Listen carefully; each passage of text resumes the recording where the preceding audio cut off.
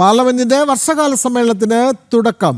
അർത്ഥവത്തായ ചർച്ചകളും കൂട്ടായ ദൃഢനിശ്ചയത്തിനും ആഹ്വാനം ചെയ്ത് പ്രധാനമന്ത്രി അയോധ്യ സംഭാവന തട്ടിപ്പ് വിഷയങ്ങൾ ഉയർത്തി ബഹളം വെച്ച് സഭ തടസ്സപ്പെടുത്തരുത് എന്നായിരുന്നു പ്രതിപക്ഷത്തോടുള്ള ആവശ്യം.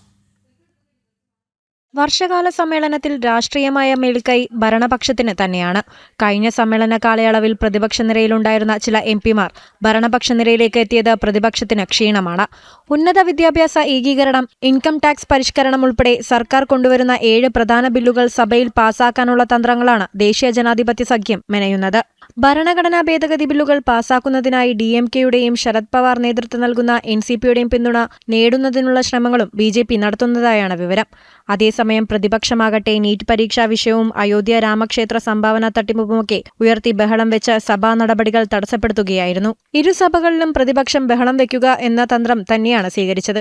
പ്രതിപക്ഷ എംപിമാരാകട്ടെ പാർലമെന്റിൽ നിന്നും ജന്തർ മന്ദറിലേക്ക് മാർച്ച് നടത്തി കോക്രോച്ച് ജനതാ പാർട്ടിയുടെ പ്രതിഷേധ സമരത്തിന് പിന്തുണയും നൽകി. സുഗമമായ സഭാ നടപടികൾ മുന്നോട്ട് കൊണ്ടുപോകാൻ സമ്മതിക്കില്ലെന്ന നിലപാടാണ് പ്രതിപക്ഷ പാർട്ടികൾ സ്വീകരിക്കുന്നത്. അതേസമയം സർക്കാരാകട്ടെ ക്രിയാത്മക ചർച്ചകളും ഫലപ്രദമായ സംവാദങ്ങളുമാകാമെന്ന നിലപാടാണ് സ്വീകരിക്കുന്നത്. ജനം, ഡൽഹി.